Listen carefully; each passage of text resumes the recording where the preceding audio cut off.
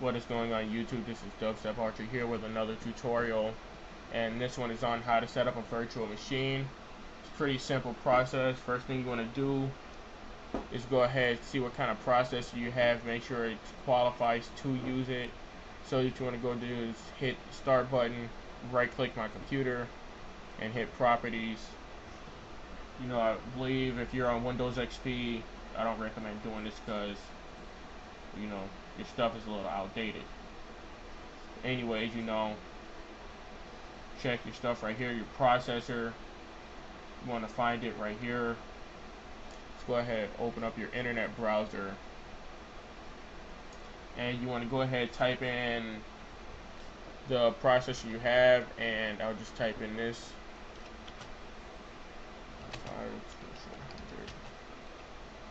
And then once you type it in, you just want to go ahead, just type in virtualization at the end. It should come up with the things, this home page and everything, and it should tell you somewhere on the page, right here. It should tell you Intel virtualization tech or something like that, or virtualization. It'll tell you whether it supports it or not. Let me see if I can pull up an AMD site.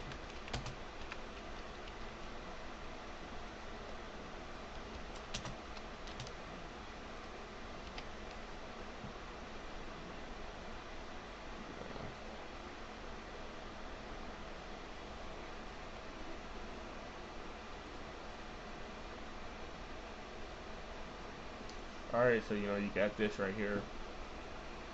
As you can see, this one doesn't support virtualization. So that's some examples.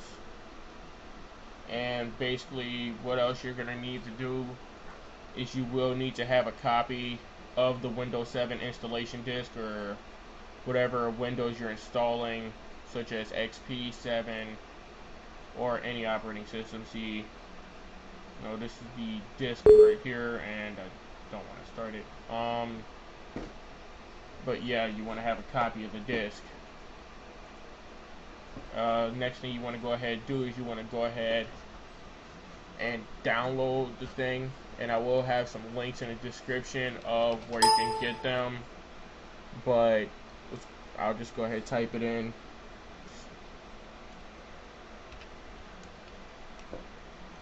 Just look up VirtualBox, it'll be the first one right there. Go ahead, hit downloads. See, it'll just be right here. Windows host, OS X host, Linux host, Solaris host.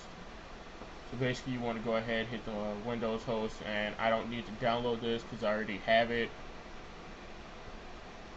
Go ahead, exit out. Once you do that, you should get this little installation right here. Want to go ahead and run it. I don't know why I'm doing this, I already have this installed. But you should get this right here. No, I can't go any farther because I already have it, but you guys can go ahead and install it. But once you're finished with that, you can go ahead, open it up, and you want to go ahead, click on new or something, and right here is where you go ahead, set it up. Right here you can go ahead, name your computer. Let's go ahead, call this Fantastic. Operating system, this is going to be the operating system that it uses, and since I'm a Windows user, hopefully you guys are too. Microsoft Windows right here, you got your version. This will be whatever disk you're using, or floppy disk, or I think this has USB support also. But you want to go ahead, use these. It runs Windows 8 also now, but I have the Windows 7 64-bit. Go ahead, next. This will be how much RAM you can allocate towards this computer. And since 64-bit only requires 1 gig, I'll just allocate like 2. Maybe 3. These also use hard drives. You can create one and allocate, memory. I just use the default one. You can dynamically set it where you can choose how much data you put on there, or you can just use the other one, the fixed, and yeah, to do that. You know, to just pick a random for you. I wouldn't recommend that. But seeing that I already have one set up, I'll just use an existing hard drive and I'll go ahead and hit next. It will go ahead and give your summary right here, and it will create your computer. Alright, now right here is where I was talking about, because once you start it, yeah, I don't care. Usually if you think, like, if you don't have the stuff set up, it will not show. It would show you an error, and the Windows would start booting up differently. Actually, I'll show you. It just power off. Settings, system,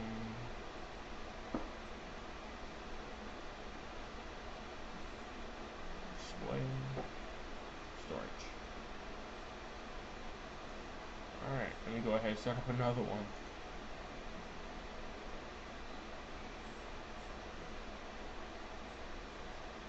Oops.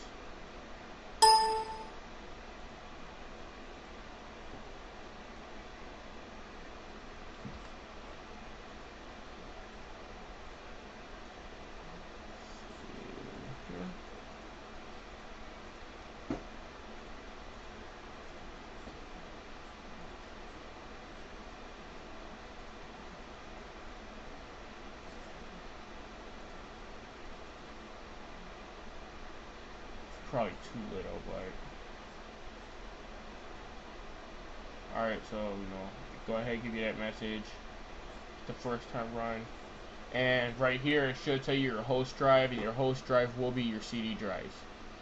Alright, so you go ahead, go to your local, your computer, and this right here is your one drive, and this is the main drive. These are the drives that you want to use. It should show up right there if you have the disk in. So I'll go ahead and hit host drive E. I'll go ahead and start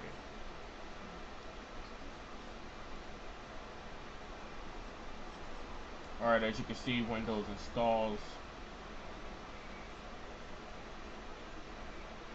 And I'll go ahead and pause the video until it gets to the next part.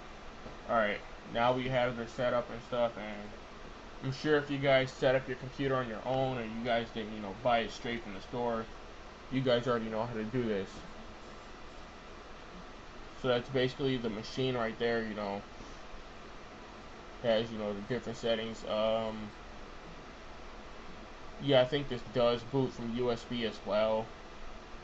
But I just recommend, you just insert the CD, into your CD drive.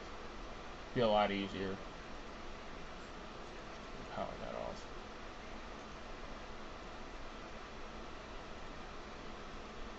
Alright.